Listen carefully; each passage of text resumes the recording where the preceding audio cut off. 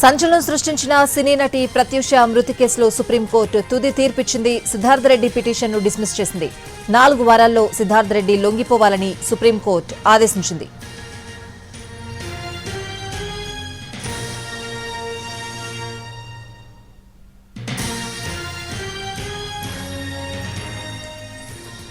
సంచలనం సృష్టించిన సినీ నటి ప్రత్యూష మృతి కేసులో సుప్రీంకోర్టు తుది తీర్పిచ్చింది. సిద్ధార్థ రెడ్డి పిటిషన్ను డిస్మిస్ చేసింది. 4 వారాల్లో సిద్ధార్థ రెడ్డి లొంగిపోవాలని సుప్రీంకోర్టు ఆదేశించింది.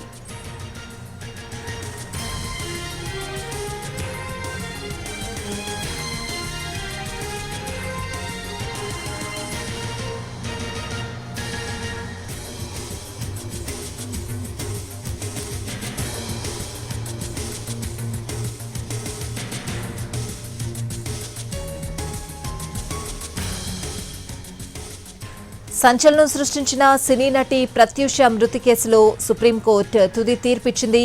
సిద్ధార్థ రెడ్డి పిటిషన్ను డిస్మిస్ చేసింది సుప్రీంకోర్టు. 4 వారాల్లోగా సిద్ధార్థ రెడ్డి లొంగిపోవాలని సుప్రీంకోర్టు ఆదేశించింది.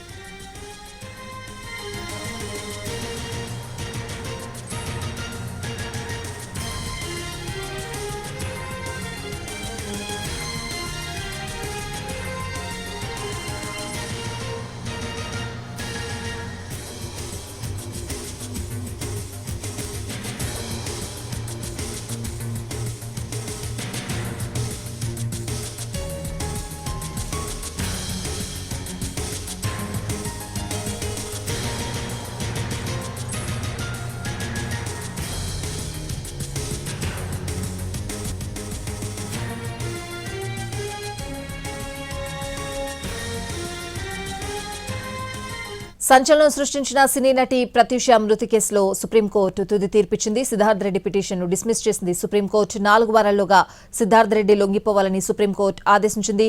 మా ప్రతినిధి రాజు ఢిల్లీ నుంచి లైవ్ లో సిద్ధంగా ఉన్నారు. సుప్రీం ఎటువంటి ఆదేశాలు జారీ చేసింది? పూర్తి అప్డేట్స్ అడిగి తెలుసుకుందాం. రాజు. స్వాతి, సంచలనం సృష్టించినటువంటి సినీ నటి ప్రత్యూష మృతి కేసులో సుప్రీంకోర్టు తీర్పును వెల్లడించింది. వాస్తవానికి అంటే 2002లో ఫిబ్రవరిలో ప్రత్యూష ఆమె మిత్రుడు సిద్ధార్థ రెడ్డి ఇద్దరు కూడా కూల్ డ్రింక్లో పురుగుల మందు కలుపుకొని తాగారు. ఆ తర్వాత ప్రత్యూష వెంటనే మృతి చెందగా సిద్ధార్థ రెడ్డి మాత్రం తను ఏదైతే ప్రాణాపాయం నుంచి బయటపడ్డారు. అయితే సిద్ధార్థ రెడ్డి పైనే ఈ కేసు నమోదైంది. అయితే మొదట హైదరాబాద్ మెట్రోపాలిటన్ సెషన్స్ జడ్జి మాత్రం 5 ఏళ్ల పాటు శిక్ష విధించారు సిద్ధార్థ రెడ్డికి. ఆ తర్వాత హైకోర్టును సిద్ధార్థ రెడ్డి ఆశ్రయించగా దాన్ని 2 ఏళ్లకు తగ్గించారు. అయితే ఆ తర్వాత సుప్రీంకోర్టును ఆశ్రయించారు. అంటే తాము ఇద్దరము ఆత్మహత్య చేసుకునేందుకు ప్రయత్నించాము, కానీ ఆ తర్వాత వైద్యులు ఇచ్చినటువంటి వైద్యంతోనే తాము బయటపడ్డాను అని కూడా సిద్ధార్థ రెడ్డి స్పష్టం చేసినటువంటి పరిస్థితి కనిపించింది. ఆ విధంగా సుప్రీంకోర్టులో అప్పీల్కి వచ్చారు. అదే సమయంలో ప్రత్యూష తల్లి కూడా ఎన్నో ఏళ్లుగా న్యాయ పోరాటం చేస్తూ వస్తుంది. అంటే ఎవరైతే ప్రత్యూషను చంపేందుకు ప్రయత్నం చేశారో, సో ఉసిగొలిపారో ఆత్మహత్యకు, వాళ్ళు తన కళ్ళ ముందే తిరుగుతున్నారంటూ కూడా ఎన్నోసార్లు ఆవేదన వ్యక్తం చేసినటువంటి సందర్భాలు కూడా స్పష్టంగా కనిపించాయి. అయితే ఈరోజు ఏదైతే ఇప్పుడు సుప్రీంకోర్టులో ఏ విధంగానైతే గత నవంబర్లోనే ఈ కేసుకు సంబంధించినటువంటి ఇరువైపులా వాదనలు పూర్తయిన తర్వాత కేసును రిజర్వ్ చేశారు. సో కొద్దిసేపటి క్రితమే సుప్రీంకోర్టులో ఉన్నటువంటి జస్టిస్ మన్మోహన్ సింగ్ల ధర్మాసనం ప్రత్యేకంగా దీనికి సంబంధించినటువంటి జడ్జిమెంట్ కూడా ఇచ్చింది. అయితే దీంట్లో సిద్ధార్థ రెడ్డి వేసినటువంటి పిటిషన్ను కొట్టివేయడమే కాకుండా 4 వారాల్లోగా సిద్ధార్థ రెడ్డి ఏదైతే లొంగిపోవాలి, ఏదైతే జైలు ముందు లొంగిపోవాలనే విషయాన్ని స్పష్టం చేస్తూనే మరికొన్ని అంశాలను ఇక్కడ కీలకంగా పరిశీలించినటువంటి అంశాలను కూడా ప్రత్యేకంగా చదివి వినిపించారు. పోస్ట్ మార్టం సంబంధించినటువంటి రిపోర్ట్ ఏదైతే ఉందో ఇది ఎలా జరిగింది అనే దాని మీద, దాంతోపాటు మునుస్వామి కమిటీ కూడా వేశారు అప్పుడు. సో దానికి సంబంధించినటువంటి ఫోరెన్సిక్ నివేదిక ఏదైతే ఉందో ఆ నివేదికను పరిశీలించామని చెప్పారు. ప్రత్యూష ఆత్మహత్యకు పురిగొల్పినటువంటి ఆధారాలు ఏవైతే ఉన్నాయో వాటికి సంబంధించినటువంటి వాటిని కూడా పూర్తిగా పరిశీలించామని చెప్పి స్పష్టం చేశారు. హెల్త్ రిపోర్ట్ ఏదైతే ఉందో దానికి సంబంధించింది కూడా పూర్తిగా పరిశీలించామని చెప్పి సుప్రీంకోర్టు ధర్మాసనం స్పష్టం చేసింది. సో మొత్తానికి సిద్ధార్థ రెడ్డి వేసినటువంటి పిటిషన్ను కొట్టివేస్తూ సుప్రీంకోర్టు స్పష్టమైనటువంటి ఆదేశాలు ఇచ్చింది. దీనికి సంబంధించినటువంటి పూర్తి కాపీ మరికొద్ది సేపట్లో సుప్రీంకోర్టు వెబ్సైట్లో అప్లోడ్ చేస్తారు. ఆ తర్వాత పూర్తి వివరాలు కూడా తెలుస్తాయి. ప్రస్తుతానికి మాత్రం సిద్ధార్థ రెడ్డి వేసినటువంటి పిటిషన్ అంటే తనకు శిక్షను తగ్గించాలంటూ తను ఇందులో నిందితుడిని కాదు, తాను కూడా ఆత్మహత్య చేసుకునేందుకే ప్రయత్నం చేశాము, కానీ తాను వైద్యుల వల్లే బయటపడ్డానని చెప్పి ఏ విధంగానైతే సిద్ధార్థ రెడ్డి చేసినటువంటి అప్పీల్ ఉందో వాటిని మొత్తం కూడా కొట్టేశారు. సో ఇప్పుడు మొదటి నుంచి ఏ విధంగానైతే ప్రత్యూషను ఆత్మహత్య చేసుకునేందుకు ఉసిగొలిపింది సిద్ధార్థ రెడ్డినే అంటూ కూడా ప్రత్యూష తల్లి సరోజినీదేవి పెద్ద ఎత్తున ఆందోళన చేసింది, న్యాయ పోరాటం కొనసాగిస్తూనే ఉంది. సో ఫైనల్గా ఇప్పుడు మరికొద్ది సేపట్లో సరోజినీదేవి సైతం ఈ విషయంలో స్పందించే అవకాశం కనిపిస్తుంది. మొత్తానికి ప్రత్యూష కేసు అంటే సరిగ్గా 24 ఏళ్ల క్రితం 2 దశాబ్దాల క్రితం జరిగినటువంటి కేసు ఇప్పుడు సుప్రీంకోర్టు తీర్పు ఇవ్వడం నిజంగా ఇది ఒక సంచలనం అని చెప్పుకోవచ్చు. ఎందుకంటే ఎన్నో ఏళ్లుగా విచారణ జరిగిన తర్వాత మొదట హైదరాబాద్ మెట్రోపాలిటన్ సెషన్స్ కోర్టు ఇచ్చినటువంటి జడ్జిమెంట్, ఆ తర్వాత హైకోర్టు ఇచ్చినటువంటి జడ్జిమెంట్, ఆ తర్వాత ఇప్పుడు ఫైనల్గా సుప్రీంకోర్టు ఇచ్చినటువంటి జడ్జిమెంట్తో ఇక ప్రత్యూష కోసం ఆందోళన చేసినటువంటి వాళ్ళందరూ కూడా వాళ్ళు అంటే ప్రత్యూషకు న్యాయం జరిగిందని అనుకోవచ్చు. ఎందుకంటే సిద్ధార్థ రెడ్డి ఖచ్చితంగా ఇందులో నిందితుడిగా ఉన్నాడు, ఆయన దోషి అంటూ కూడా సుప్రీంకోర్టు స్పష్టం చేసింది. స్వాతి, రాజు, ప్రత్యూష తల్లి ఢిల్లీలో ఉన్నారా? అంటే తీర్పు వెలువరించినప్పుడు అక్కడ ఎవరున్నారు?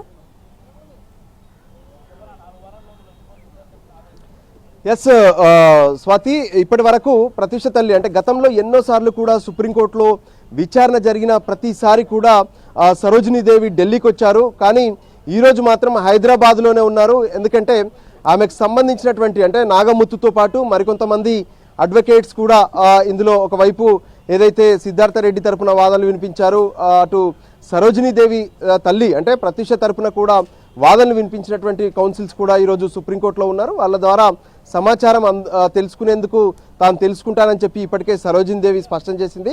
కొద్దిసేపటి క్రితమే సరోజినీదేవితో మాట్లాడితే ఖచ్చితంగా ఈ కేసులో అంటే సిద్ధార్థ రెడ్డికి శిక్ష పడాలి, వాస్తవానికి సిద్ధార్థ రెడ్డితో పాటు మరికొంతమంది కూడా ఇందులో ఉన్నారు, కానీ వాళ్ళందరూ తప్పించుకున్న సిద్ధార్థ రెడ్డే కీలకమైనటువంటి దోషి, ఆయనకు ఆ శిక్ష పడాల్సినటువంటి అవసరం ఉంది. అందుకోసమే తాను సుప్రీంకోర్టులో కూడా న్యాయ పోరాటం చేశామని చెప్పి కూడా సరోజినీదేవి స్పష్టం చేసింది. దానికి అనుగుణంగానే సరోజినీదేవి హైదరాబాద్లో ఉన్నటువంటి మణికొండలో తనకున్నటువంటి నివాసంలో ఉన్నారు. మరికొద్ది సేపట్లో మీడియా ముందుకు వచ్చి ఈ ప్రత్యూషకు జరిగినటువంటి అన్యాయము మరెవరికి కూడా జరగొద్దంటూ గత కొన్నేళ్లుగా తెలంగాణలో వివిధ ప్లాట్ఫామ్స్ పైన సరోజినీదేవి ఆందోళన చేసింది, తన ఆవేదనను కూడా వ్యక్తం చేసినటువంటి సందర్భాలు కనిపించాయి. సో దానికి అనుగుణంగానే మరికొద్ది సేపట్లో హైదరాబాద్లోనే మీడియాతో మాట్లాడతాననే విషయాన్ని కూడా సరోజినీదేవి స్పష్టం చేసింది.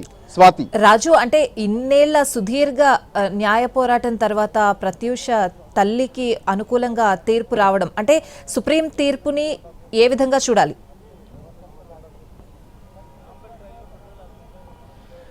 ఎస్ స్వాతి, అంటే ఇక్కడ పరిశీలించినటువంటి కొన్ని అంశాలను ఇప్పుడు ఇంతకుముందు కోర్టులో జస్టిస్ చెప్పినటువంటి కొన్ని అంశాలను కూడా మనం ప్రత్యేకంగా పరిశీలనలోకి తీసుకోవచ్చు.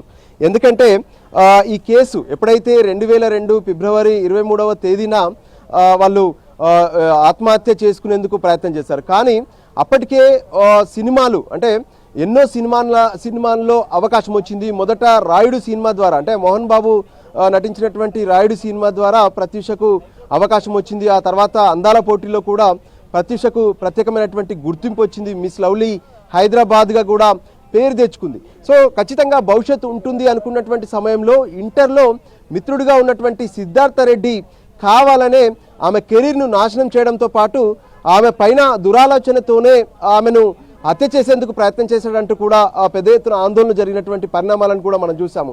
అయితే ఏదైతే ఈ ప్రత్యూష ఎపిసోడ్ అంటే ప్రత్యూష మృతి తర్వాత ప్రత్యేకంగా ఫోరెన్సిక్ నివేదిక కోసం కూడా 3 నిపుణులతో ప్రత్యేకంగా కమిటీ వేసింది అప్పటి ప్రభుత్వం. ఆ తర్వాత పోస్ట్ మార్టానికి సంబంధించినటువంటి రిపోర్ట్ కావచ్చు, ఆ తర్వాత అక్కడ ఉన్నటువంటి ఆధారాలు కూడా వీటన్నిటిని కూడా పరిశీలించామని చెప్పారు. సో దానికి అనుగుణంగానే వాటన్నిటిని పరిశీలించిన తర్వాత అంటే మొదట మెట్రోపాలిటన్ కోర్టు ఏదైతే హైదరాబాద్ కోర్టు ఉందో హైదరాబాద్ కోర్టు స్పష్టంగా 5 ఏళ్ల పాటు శిక్ష వేసింది. ఆ తర్వాత తాను అసలు ఇందులో బాధితుడినే, తాను కూడా ఏ విధంగానైతే ఆత్మహత్య చేసుకునేందుకు ఇద్దరము ప్రయత్నం చేశామంటూ కూడా సిద్ధార్థ రెడ్డి తరపున వాదనలు వినిపించారు. అయినప్పటికీ కూడా ఖచ్చితంగా ప్రత్యూషకు ఏ రోజు కూడా చనిపోవాలనేటువంటి ఆలోచన లేదు. తను సినిమాల్లో బిజీ అవుతున్నటువంటి రోజులు అవి. సో ఖచ్చితంగా కంటిన్యూగా కనుక ఉండుంటే ఒక కీలకమైనటువంటి నటిగా మారేటటువంటి అవకాశాలు ఉండేటివి. కానీ ప్రత్యూషను కెరీర్లో నాశనం చేయడమే కాకుండా ఆమె చనిపోయేలా ఉసిగొలిపింది ఖచ్చితంగా సిద్ధార్థ రెడ్డి అంటూ కూడా ప్రత్యూష తల్లి సరోజిన్ దేవి ఆందోళన చేసినటువంటి సందర్భాలు కనిపించాయి.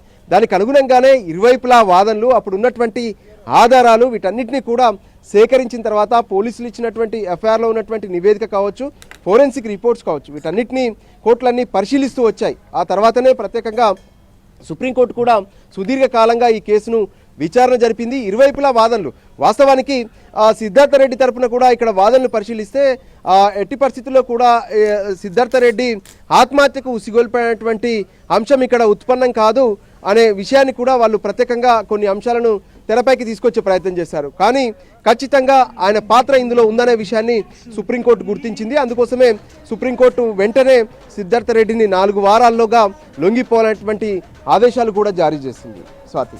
Right Raju, thanks for the